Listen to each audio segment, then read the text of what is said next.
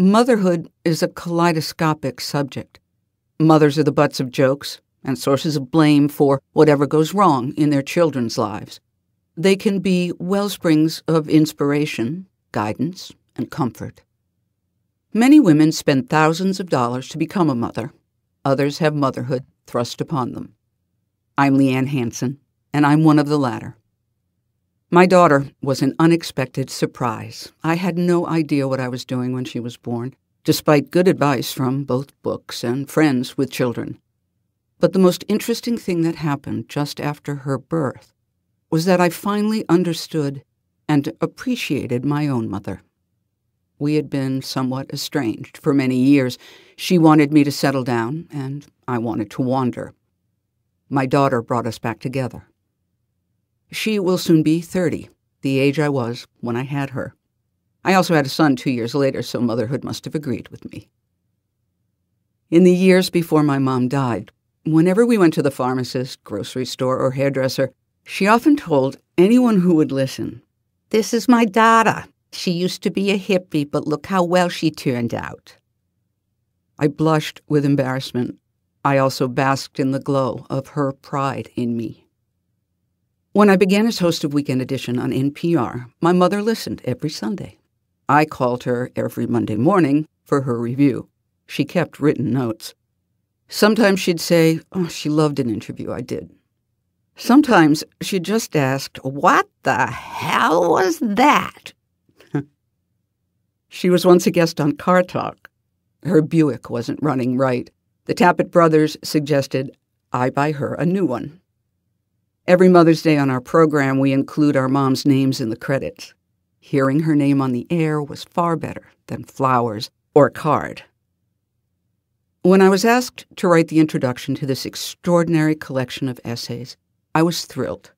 This, I believe, had a home on Weekend Edition for a long time, so it seemed appropriate. It also gave me the chance to write about my mother and consider what motherhood means. As you will discover when you listen to these essays, motherhood has many definitions. Cecile Gilmer writes that mothers need not be blood relatives. They're people who love you when no one else will. Jackie Landry writes about the love that transformed her adopted son. Isabel Allende writes about the excruciating pain of losing a child. And Jake Hubbenden writes about the inner strength of his stepmother.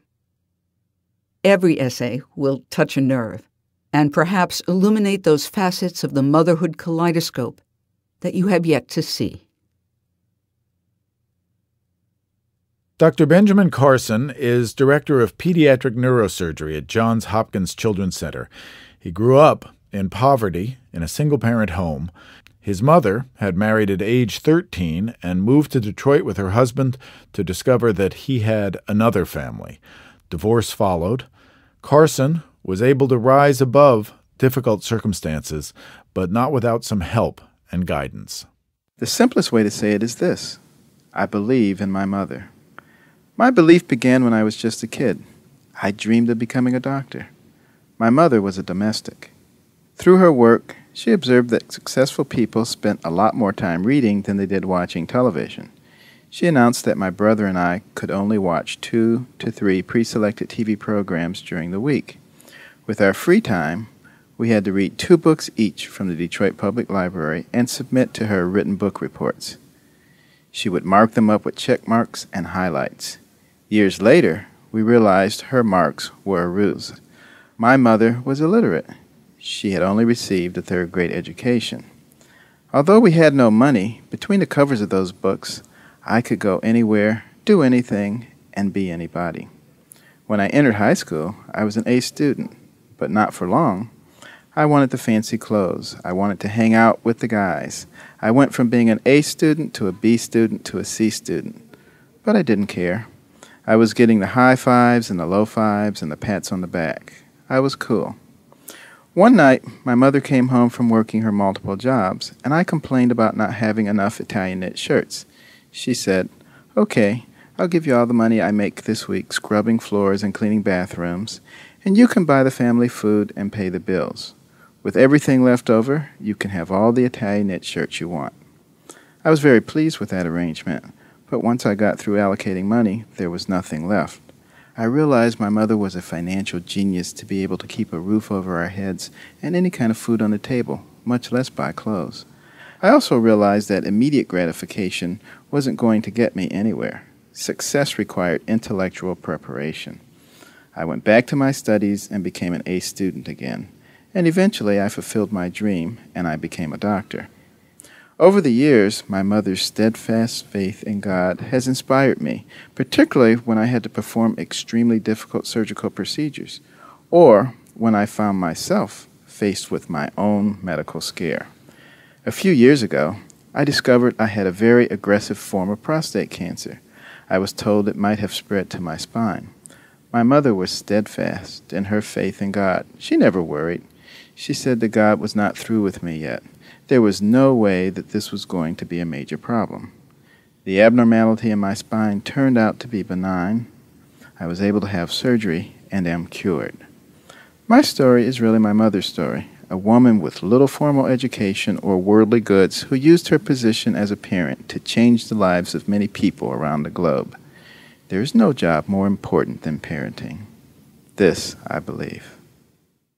Dr. Benjamin Carson recorded this essay between surgeries at Johns Hopkins Hospital in Baltimore. His expertise includes separating conjoined twins and doing brain surgery to control seizures. Incidentally, Dr. Carson's mother did eventually teach herself to read, got her GED, attended college, and in 1994 received an honorary doctorate degree, making her a Dr. Carson too.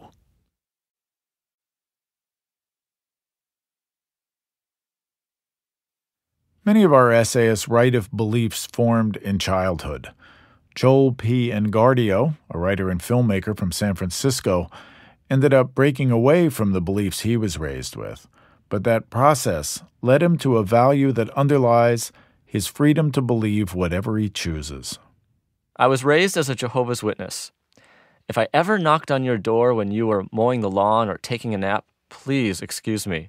I understand. A kid with a Watchtower magazine on your front porch isn't a Girl Scout with cookies. But hey, you didn't have to sick your dog on me. I believe how we treat the people we dislike the most and understand the least, Jehovah's Witnesses, for example, says a lot about the freedoms we value in America: religion, speech, personal liberty. And all of these freedoms rely on one thing: tolerance.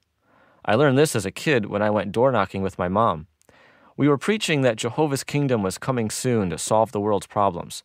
I prayed no one from school was behind those doors, dogs I could run from. It was hard enough being singled out as the kid who didn't celebrate Christmas or say the Pledge of Allegiance. There was little tolerance for my explanation that we only worshiped God and that God was not American. There was no tolerance when I announced to my third grade class that Santa Claus was pagan and a lie. Still, I didn't have a bad childhood. Our Saturday morning ministry meant sacrificing my Saturday morning cartoons, but our 10 o'clock coffee break was a blessing. That's when we'd gather at Dunkin' Donuts, trying not to get powdered sugar on our suits and dresses while we told stories and laughed. We always knew when you were home but hiding. As a teenager, I decided fitting in at school and in life was worth sacrificing some principles, so I never became a Jehovah's Witness. That was the first time I broke my mom's heart. The second time was when I told her I'm gay. Obviously, I don't agree with my mom's belief that same-sex relationships are wrong, but I tolerate her religion because she has a right to her beliefs. And I like it that my mom doesn't politicize her beliefs. She's never voted for a law that discriminates against gay people or anyone who isn't a Jehovah's Witness. Her Bible tells her to love above all.